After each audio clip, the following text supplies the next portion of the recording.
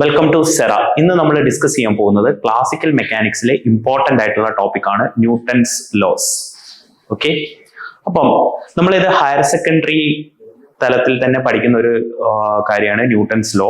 അപ്പം ന്യൂട്ടന്റെ ബേസിക് ആയിട്ടുള്ള first law, second law, third law, അതിന്റെ ആപ്ലിക്കേഷനുമാണ് നമ്മൾ ഡിസ്കസ് ചെയ്യാൻ പോകുന്നത്. ഓക്കെ, അപ്പൊ എന്താണ് first law? Newton's first law. First law states that every body continues in its state of rest or uniform motion along a straight line unless it is acted upon by an external force. എന്ന് വെച്ചാൽ ഒരു body റെസ്റ്റിലോ, suppose ഇതൊരു particle ആണ് അല്ലെങ്കിൽ ഒരു ബോഡിയാണ്, ഒരു body ഇത് റെസ്റ്റിൽ തന്നെ നിലനിൽക്കും, അല്ലെങ്കിൽ ഇത് ഒരു യൂണിഫോം മോഷനിൽ ഇങ്ങനെ മൂവ് ചെയ്തുകൊണ്ടിരിക്കുന്ന ഒരു ബോഡിയാന്ന് വിചാരിക്കാം. യൂണിഫോം മോഷൻ മീൻസ് കോൺസ്റ്റന്റ് വെലോസിറ്റിയിൽ മൂവ് ചെയ്തിരിക്കുന്ന ഒരു ബോഡിയാന്ന് വിചാരിക്കാം. അല്ലെങ്കിൽ റെസ്റ്റിൽ നിൽക്കുന്ന ഒരു ബോഡി, കോൺസ്റ്റന്റ് വെലോസിറ്റി 0 ആണെങ്കിൽ അത് റെസ്റ്റ്. ഇതിന്റെ മുകളിൽ ഒരു എക്സ്റ്റേണൽ ഫോഴ്സ് ആക്ട് ചെയ്യാത്തിടത്തോളം കാലം ഇതെന്ത് ചെയ്യും? ഇത് റെസ്റ്റിലോ അല്ലെങ്കിൽ യൂണിഫോം മോഷനിലോ ആയിരിക്കും. എന്ന് വെച്ചാൽ ഒരു എക്സ്റ്റേണൽ ഫോഴ്സ് ആക്ട് ചെയ്യാത്തിടത്തോളം കാലം ഇത് റെസ്റ്റിൽ നിൽക്കും, ഈ ബോഡി റെസ്റ്റിൽ നിൽക്കും, അല്ലെങ്കിൽ യൂണിഫോം മോഷനിലായിരിക്കും. That means Newton's first law ഇത്രേ പറയുന്നുള്ളൂ: if external force is 0, then velocity of a body is a constant. ഇത് മാത്രം അറിഞ്ഞാൽ മതി. അപ്പൊ ആക്ച്വലി ഇവിടെ ന്യൂട്ടൺസ് ഫസ്റ്റ് ലോ ഫോഴ്സിനെ ക്വാളിറ്റേറ്റീവ് ആയിട്ട് ഡിഫൈൻ ചെയ്യുന്നത്. ക്വാളിറ്റേറ്റീവ് ഫോഴ്സ് എന്താണെന്ന് ഡിഫൈൻ ചെയ്യുന്നു ന്യൂട്ടൺസ് ഫസ്റ്റ് ലോ. ഫോഴ്സ് എന്ന് പറയുന്നത് ഒരു ബോഡിയുടെ യൂണിഫോം സ്റ്റേറ്റ് ഓഫ് മോഷനെ ചേഞ്ച് ചെയ്യുന്ന ഒരു ഫിസിക്കൽ ക്വാണ്ടിറ്റി ആണ്. ഫോഴ്സ് എന്ന് പറയുന്നത് എന്താ? ഒരു ബോഡിയുടെ സ്റ്റേറ്റിനെ ചേഞ്ച് ചെയ്യുന്ന ഒരു ഫിസിക്കൽ ക്വാണ്ടിറ്റി. ഇപ്പോൾ റെസ്റ്റിലാണെങ്കിൽ അതിനെ മോഷനിലേക്ക് ആക്കാനും, ഒരു യൂണിഫോം മോഷനിൽ മൂവ് ചെയ്യുന്ന ഒരു ബോഡി ആണെങ്കിൽ അതിനെ റെസ്റ്റിലേക്ക് വരുത്താനും, അല്ലെങ്കിൽ അതിന്റെ സ്റ്റേറ്റ് ഓഫ് മോഷൻ അതിനെ ആക്സലറേറ്റ് ചെയ്യിപ്പിക്കാനും വേണ്ടി ഉള്ള ഒരു ഫിസിക്കൽ ക്വാണ്ടിറ്റിയാണ് force. So first law qualitatively define force. Newton's first law qualitatively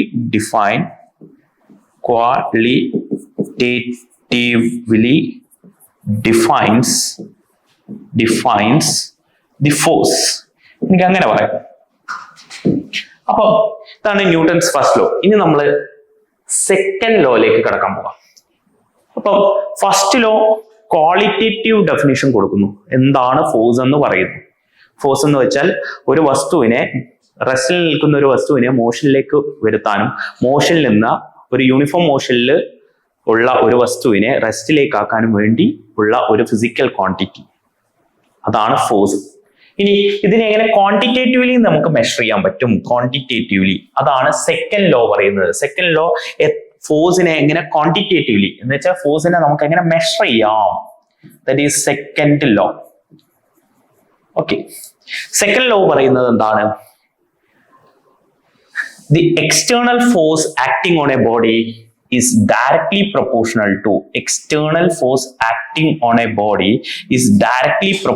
to rate of change of momentum. എനിക്ക് വെക്ടർ ഇക്വേഷൻ എഴുതാം. F external is directly proportional to rate of change of momentum. So F is equal to a constant into d by dt of mass into velocity. അതാണ് momentum. Okay, if mass is constant, if m is a constant, then F is equal to, എനിക്ക് k ഒരു constant ആണ്, mass constant ആണ്, then derivative dv by dt. dv by dt is nothing but acceleration. So F is equal to k into m into a. ഇതിൽ നിന്ന് നമുക്ക് k is equal to 1. എങ്ങനെ k 1 കിട്ടി എന്ന് പറഞ്ഞു കഴിഞ്ഞാൽ, ഈ ഫോഴ്സിന്റെ യൂണിറ്റ് ഡിഫൈൻ ചെയ്യുന്നത്, ഫോഴ്സിന്റെ യൂണിറ്റ് എന്താ? Newton. So force F is equal to K into M into A. ഒരു ന്യൂട്ടൺ ഫോഴ്സ് എന്ന് വെച്ചാൽ K into 1 kilogram മാസിന്റെ മുകളിൽ 1 meter per second square acceleration കിട്ടത്തക്ക രീതിയിലുള്ള ഫോഴ്സ് ആണ്. അപ്പൊ എന്താണ് 1 ന്യൂട്ടൺ ഫോഴ്സ് എന്ന് വെച്ചാൽ 1 കിലോഗ്രാം മാസിന്റെ മുകളിൽ 1 meter per second square acceleration കിട്ടത്തക്ക രീതിയിലുള്ള ഫോഴ്സ് ആണ്. അങ്ങനെയാണെങ്കിൽ 1 newton is equal to K into 1 into 1 kilogram meter per second square. Kilogram meter per second square എന്ന് വെച്ചാൽ ന്യൂട്ടൺ തന്നെ. So 1 is equal to K into 1. That is K is equal to 1 എന്ന് കിട്ടി. അപ്പൊ നമ്മളെ F is equal to K into dp by dt എന്നായിരുന്നു നമ്മൾ എഴുതിയത്. So F is equal to K ക്ക് 1 കൊടുത്താൽ that is dp by dt. Force is equal to dp by dt. ഇനി ഇതിന്റെ പല കേസസ് ആണ് നമ്മൾ ഇനി ഡിസ്കസ് ചെയ്യാൻ പോകുന്നത്. അപ്പോൾ ഇവിടെ നമ്മൾ ഫോഴ്സിനെ എങ്ങനെ ക്വാണ്ടിറ്റേറ്റീവ്ലി മെഷർ ചെയ്യാം, അതാണ് ക്വാണ്ടിറ്റേറ്റീവ് എന്ന് പറയുന്നത്. അപ്പോൾ so second law quantitatively defines the force. അപ്പോൾ രണ്ടാമത്തെ എന്താണ്? Second law quantitatively defines the force. Second law quantitatively defines the force. Okay. ഇനി F is equal to നോക്കാം. F is equal to m into a എന്ന് ഞാൻ എഴുതിയിട്ടുണ്ട്. അത് constant മാസിന്. ഇപ്പൊ ഫോഴ്സ് 0 ആണെങ്കിൽ എം എ എന്താണ്? 0 ആണ്. മാസ് ഒരിക്കലും 0 ആവില്ല. സോ ആക്സിലറേഷൻ എന്താണ്? 0 ആണ്. ആക്സിലറേഷൻ 0 ആണെന്ന് പറഞ്ഞാൽ അർത്ഥം എന്താ? വെലോസിറ്റി കോൺസ്റ്റന്റ് ആണ്. v is A constant. ഇതാണ് ഫസ്റ്റ് ലോ. അപ്പൊ സെക്കൻഡ് ലോയിൽ നിന്ന് നമുക്ക് ഫസ്റ്റ് ലോ ഉണ്ടാക്കാം. ഫോഴ്സ് 0 ആണെങ്കിൽ, എക്സ്റ്റേണൽ ഫോഴ്സ് 0 ആണെങ്കിൽ ആക്സിലറേഷൻ 0 ആണ്. Acceleration 0 means velocity is A constant. That means ഇത് തന്നെയാണ് first law. If external force is 0, velocity of A body is 0. Okay, ഇതാണ് ഫസ്റ്റ് ലോ, സെക്കൻഡ് ലോ. ഇനി നമ്മൾ സെക്കൻഡ് ലോന്റെ പല കേസസ് ഡിസ്കസ് ചെയ്യാൻ പോവാം. Okay, first case.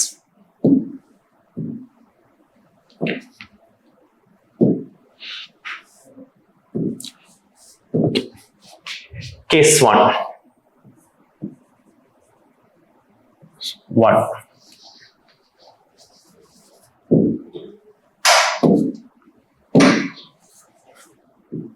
If mass of the body is constant, and velocity is varying. Velocity മാറുന്നു, mass constant ആണ്. ഇതാണ് നമ്മൾ സാധാരണഗതിയിൽ പണ്ട് ഹയർ സെക്കൻഡറി തലത്തിലൊക്കെ പഠിച്ച F is equal to ma എന്ന് പറഞ്ഞ ഇക്വേഷനിലേക്ക് എത്തുന്നത്. നോക്കാം. That is F is equal to dp by dt അല്ലേ? dp by dt. F is equal to dp by dt. That is equal to d by dt of m into v. Mass constant ആണെങ്കിൽ നമുക്ക് എന്ത് ചെയ്യാൻ പറ്റും? Mass constant ആണെങ്കിൽ മാസിനെ പുറത്തെടുത്തിടാം. So F is equal to m into d by dt of v. What is dv by dt? A. So F is equal to m into a. ഈ equation നമുക്ക് എല്ലാവർക്കും പരിചിതം. ഇനി രണ്ടാമത്തെ കേസ് ഞാൻ ഡിസ്കസ് ചെയ്യാൻ പോവാണ്. ശ്രദ്ധിക്കാം. Case 2. Case 2. If velocity is constant and mass is varying. രണ്ടാമത്തെ കേസ് നമ്മൾ കേട്ടിട്ടുണ്ടാകാം, സാധ്യതയുണ്ട്. If velocity is constant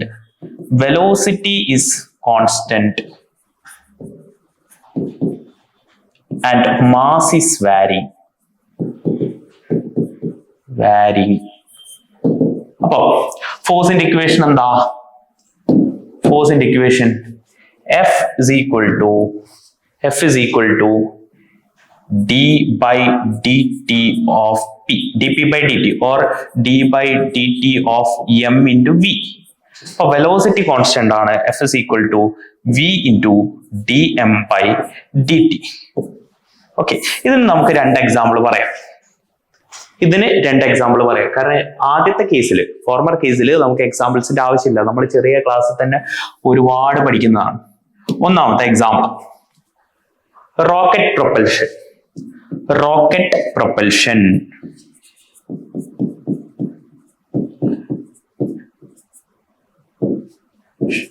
okay, അപ്പം ഒരു റോക്കറ്റിന്റെ 90% ഫ്യൂവലാണ്, മോർ ദാൻ 90% ഫ്യൂവലാണ്. അപ്പൊ ഈ ഫ്യൂവൽ കത്തിത്തീരും. ഈ ഫ്യൂവൽ കത്തിത്തീരുന്നതിനനുസരിച്ചാണ് ഇതിന്റെ മുകളിൽ എക്സേർട്ട് ചെയ്യുന്ന ഫോഴ്സ്, അതിനെയാണ് അപ്ത്രസ്റ്റ് എന്ന് പറയുന്നത്. സോ ഈ ഫോഴ്സ് എന്ന് പറയുന്നത് ഇത് അപ്ത്രസ്റ്റ് ആണ്.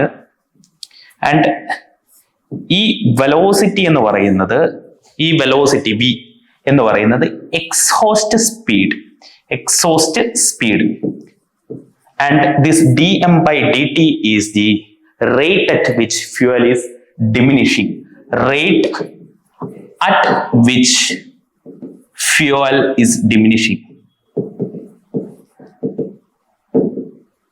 Okay. ഇനി രണ്ടാമത്തെ ഒരു എക്സാമ്പിൾ കൺവെയർ ബെൽറ്റ്. ഇപ്പൊ നമ്മൾ ഈ എയർപോർട്ടിലൊക്കെ ഈ ബാഗേജസ് ഒക്കെ ചെക്ക് ചെയ്യാൻ വേണ്ടിയിട്ട് കൺവെയർ ബെൽറ്റ് ഉപയോഗിക്കും. ഇതിങ്ങനെ ബാഗ് വെക്കും, അപ്പൊ അതിങ്ങനെ നീങ്ങി പോകും അല്ലെ. അതൊരു കോൺസ്റ്റന്റ് വെലോസിറ്റിയിലാണ് മൂവ് ചെയ്യുന്നത്. സോ വെലോസിറ്റി കോൺസ്റ്റന്റ് ആണ്. പക്ഷെ നമ്മൾ അതിന്റെ എടുക്കുന്നത് ഈ ബാഗ് ഇങ്ങോട്ട് എടുക്കുന്നതിനനുസരിച്ച് അതിന്റെ മാസ് എന്ത് ചെയ്യുന്നുണ്ട്, മാസ് ചേഞ്ച് ചെയ്യുന്നുണ്ട്. So there is dm by dt, velocity constant ആണ്. സോ കൺവെയർ ബെൽറ്റ് അതിനൊരു എക്സാമ്പിൾ ആണ്. അതിനെ ബേസ് ചെയ്തിട്ടും പ്രോബ്ലം ചോദിച്ചിട്ടുണ്ട്, നമുക്ക് ഡിസ്കസ് ചെയ്യാം മുന്നോട്ട് പോകുന്നതിനനുസരിച്ച്. അടുത്തത് മൂന്നാമത്തെ കേസാണ് ഏറ്റവും ഇമ്പോർട്ടന്റ്, മാസും വെലോസിറ്റിയും വാരി ചെയ്യുന്ന case. So third case 3. Mass and velocity changes or both mass and velocity varies. ടൈമിനനുസരിച്ച് മാസും വെലോസിറ്റിയും വാരി ചെയ്യുന്ന situations. If both mass and velocity varies. Okay. അങ്ങനെയാണെങ്കിൽ നമുക്കറിയാം force F is equal to എന്താണ്, dp by dt ആണ്. Force F is equal to dp by dt. P എന്ന് വെച്ചാൽ എന്താണ്, m into v, d by dt of mv. So that is equal to first function, നമുക്കറിയാം first function into derivative of second function plus second function into derivative of first function. ഇതാണ് equation. So F is equal to, എനിക്ക് എഴുതാം m into dv by dt plus v into dm by dt. ഇതിന് examples നമുക്ക് നോക്കാം. ഒന്നാമത്തെ example, ഇപ്പൊ ഒരു മഞ്ഞുകട്ട ഒരു മഞ്ഞുമലേന്റെ മുകളിൽ നിന്ന് ഇങ്ങനെ ഉരുണ്ടു വരുന്നു. ശ്രദ്ധിക്കുക, a snowball rolls down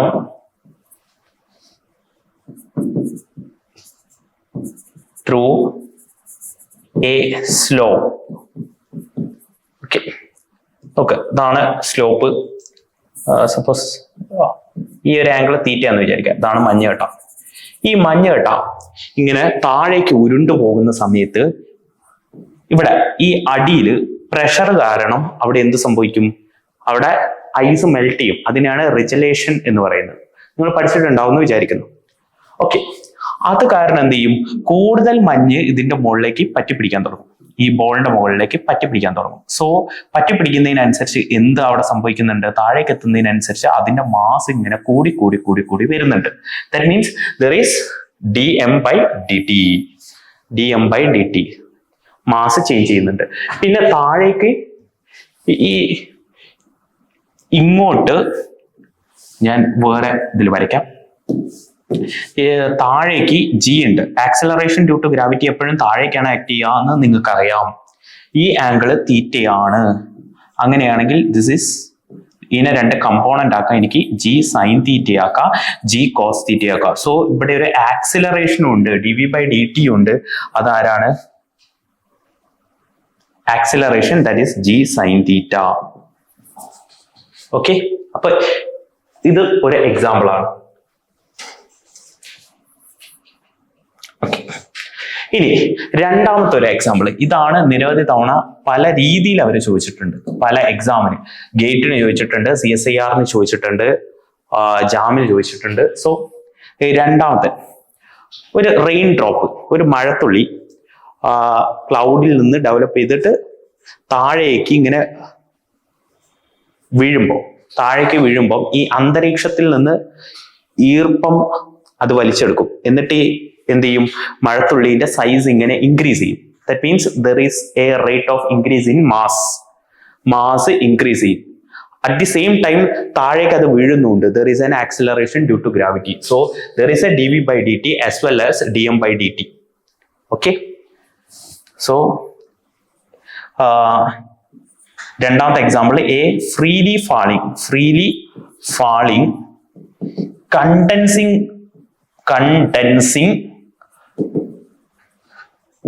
rain drop.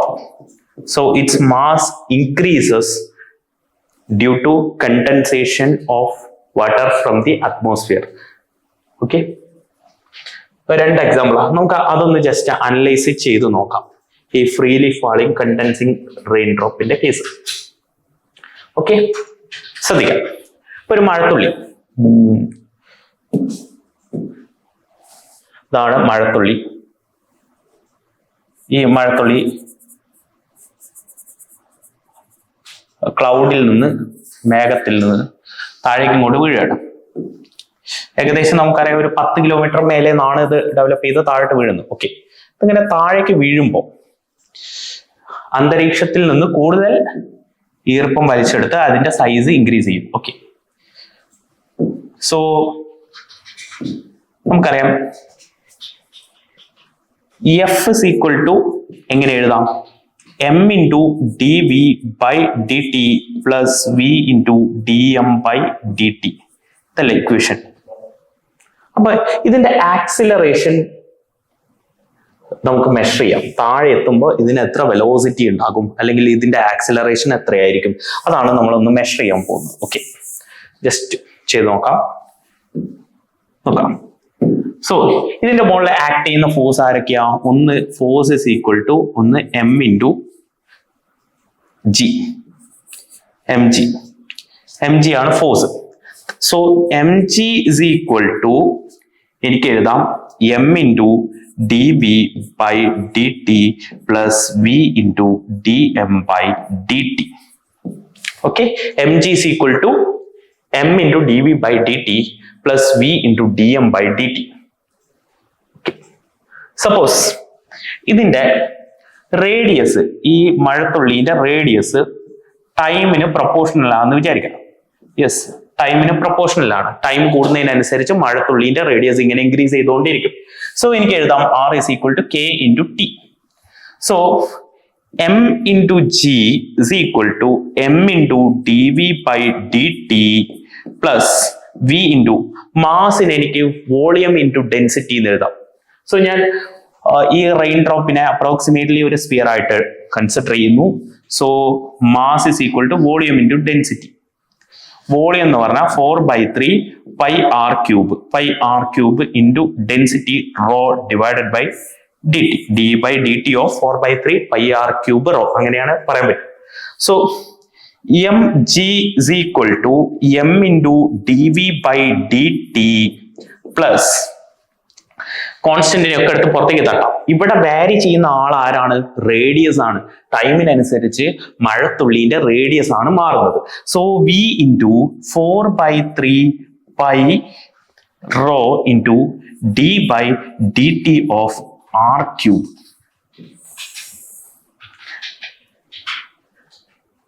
Okay, what is d/dt of r³? d/dt of r³ നമുക്ക് എഴുതാം mg is equal to m into dv/dt plus v into 4/3 π rho into d/dt of r³ means function of function rule ഉപയോഗിക്കുക 3r² into dr/dt. 3r square into dr by dt. Okay. So, നോക്ക്, r is equal to kt. So, r is equal to kt എന്ന് പറഞ്ഞ equation നമുക്കറിയാം. അങ്ങനെയാണെങ്കിൽ what is dr by dt? dr by dt is k.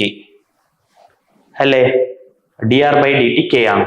k is equal to r by t തന്നെയാണ്. k is equal to r by t തന്നെയാണ്, linear ആയതുകൊണ്ട്. So ഞാൻ equation ഒന്നുകൂടി മാറ്റി എഴുതുന്നു, ഇതിലേക്ക് r കൊടുക്കുന്നു. So m into g is equal to m into dv by dt plus v into for the theta അല്ല കേട്ടോ, v. ഞാൻ വെലോസിറ്റിക്കുള്ള v ഇങ്ങനെയാണ് എഴുതുക. Okay, 4/3 pi rho into 3r square into dr by dt എന്താ r. So r square into r എന്താ r cube. So ഒരു step ഞാൻ skip ചെയ്തു, r square into r cube. ശ്രദ്ധിക്കാം. ഇനി m into g is equal to m into dv by dt plus v into 4/3 pi r cube. 4/3 pi r cube into rho into 3. What is 4/3 pi r cube rho? Volume into density. Volume into density എന്താണ്? Mass ആണ്.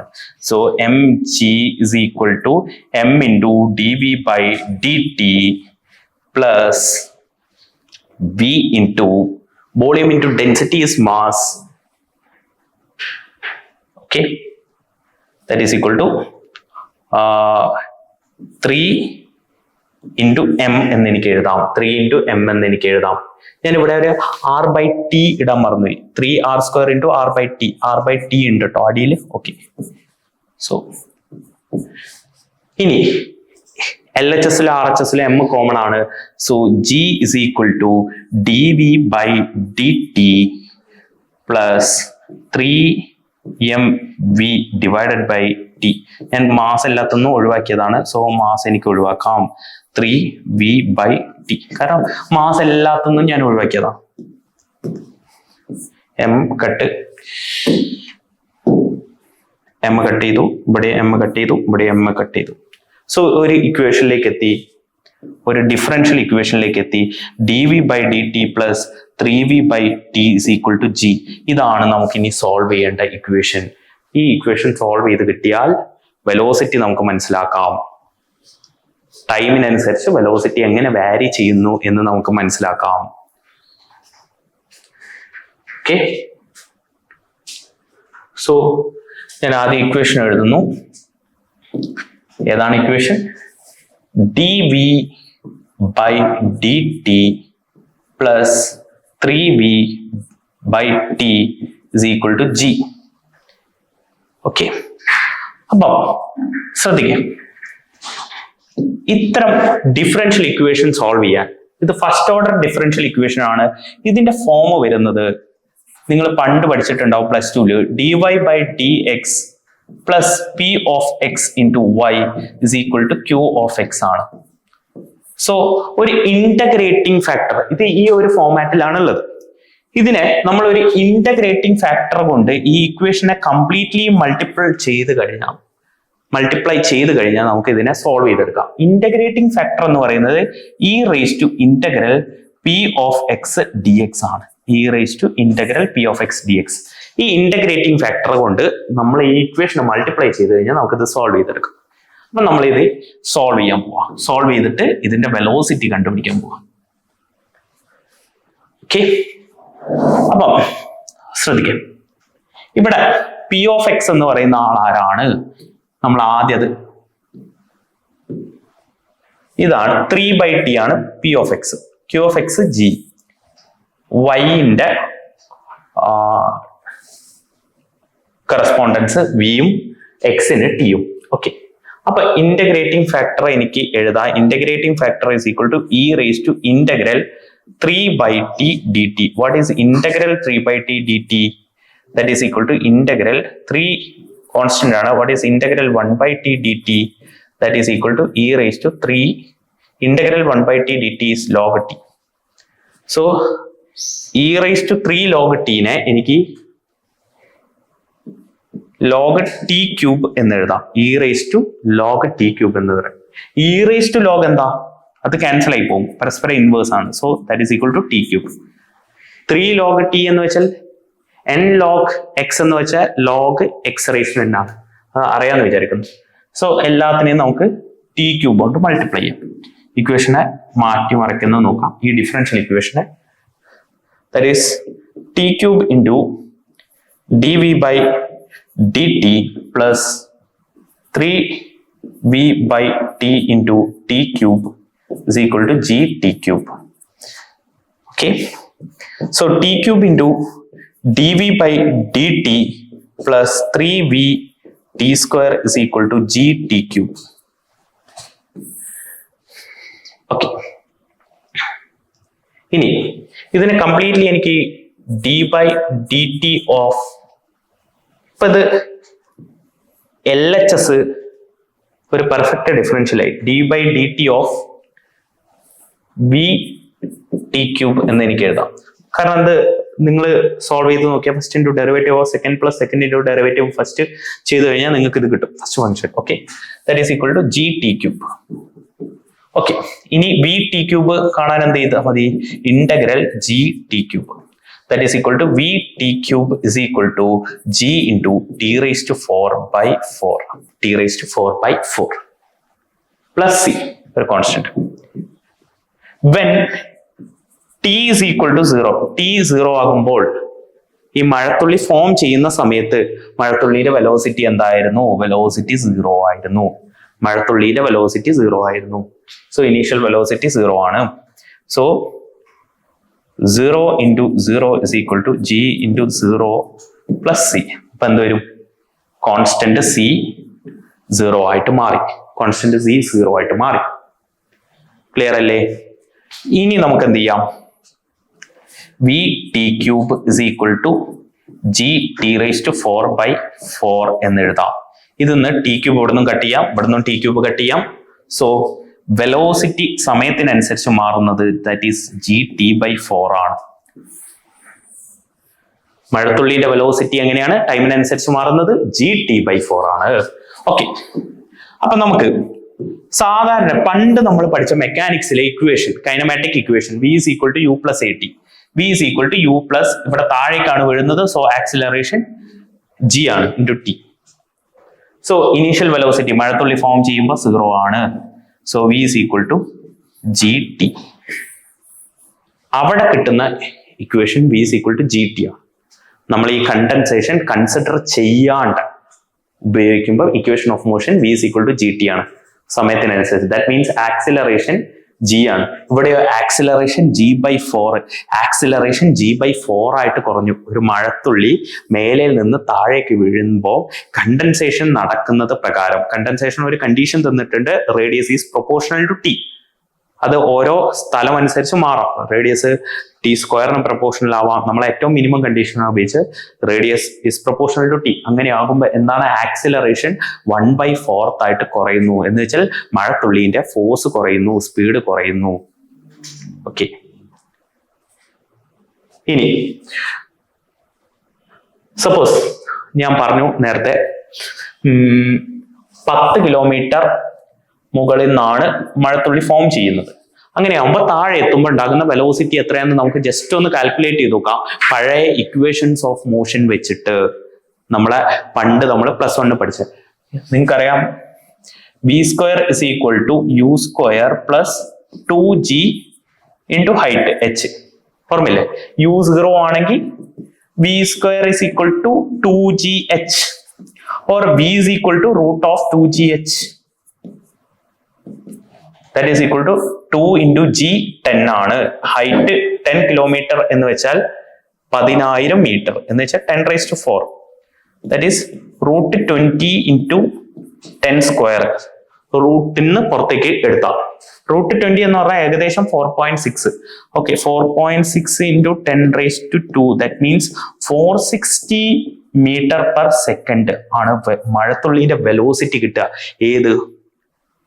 നമ്മള് സാധാരണ പഴയ മെക്കാനിക്സിലെ equation ഉപയോഗിച്ച് കഴിഞ്ഞാൽ ഏകദേശം ഒരു ബുള്ളറ്റിന്റെ സ്പീഡ്. അങ്ങനെയാണെങ്കിൽ നമ്മൾ ഈ മഴ കൊള്ളാൻ പോയി കഴിഞ്ഞാൽ നമ്മളെ തലയൊക്കെ എന്ത് കുഴിഞ്ഞു പോകും. ഓക്കെ, അത് മനസ്സിലാക്കുക. കാരണം അത്രയും ഭയങ്കര സ്പീഡാണ് ഇത്. സോ ഇവിടെ ആക്സിലറേഷൻ g/4 ആയിട്ട് കുറഞ്ഞു കണ്ടൻസേഷൻ കാരണം. സോ വെലോസിറ്റി വളരെയധികം കുറയും. പോരാത്തത് റെസിസ്റ്റീവ് ഫോഴ്സും ഉണ്ട്, മീഡിയത്തിൽ റെസിസ്റ്റീവ് ഫോഴ്സും ഉണ്ട്. റെസിസ്റ്റീവ് ഫോഴ്സ് ആണ് ഏറ്റവും കൂടുതൽ എഫക്ട് ചെയ്യുന്നത്. റെസിസ്റ്റീവ് ഫോഴ്സ് കൂടിക്കഴിഞ്ഞാൽ വെലോസിറ്റി ഡ്രാസ്റ്റിക്കലി കുറയും. അത് നമുക്ക് അടുത്ത സെക്ഷനിൽ നമുക്കൊരു പ്രോബ്ലം ഉണ്ട്, ആ പ്രോബ്ലത്തിന് ബേസ് ചെയ്തിട്ട് നമുക്ക് ഡിസ്കസ് ചെയ്യാം. അപ്പൊ റെസിസ്റ്റീവ് ഫോഴ്സും ഈ കണ്ടൻസേഷനും എല്ലാ ഫാക്ടേഴ്സും കൂടി വരുമ്പോൾ ഈ മഴത്തുള്ളിന്റെ വെലോസിറ്റി വളരെ കുറഞ്ഞു വരും. ഇത്രയും സ്പീഡ് ഒന്നും ഉണ്ടാവില്ല. ഇത് നമ്മളെ ഇക്വേഷൻസ് ഓഫ് മോഷനിൽ നമ്മൾ പണ്ട് പഠിക്കുന്ന ഐഡിയൽ കേസാണ്. റെസിസ്റ്റൻസ് കൺസിഡർ ചെയ്യില്ല, കണ്ടൻസേഷനെ കൺസിഡർ ചെയ്യുന്നില്ല, ആകെ equations of motion constant acceleration വെച്ചിട്ട് നമ്മൾ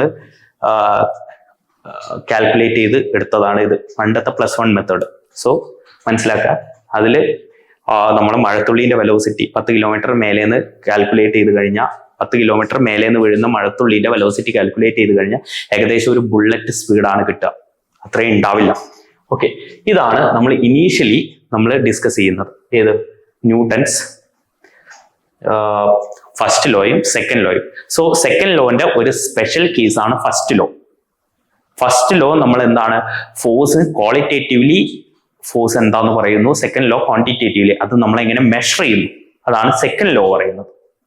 ഓക്കെ, അതിനെ ബേസ് ചെയ്തിട്ട് 2-3 എക്സാമ്പിൾസും പറഞ്ഞു. ഇനി ഇത് വെച്ചിട്ട് തന്നെ നമുക്ക് ഒരുപാട് പ്രോബ്ലംസ് ചെയ്യാനായിട്ട് നമുക്ക് മുന്നോട്ട് പ്രോബ്ലംസ് ആയിട്ട് പോവാം.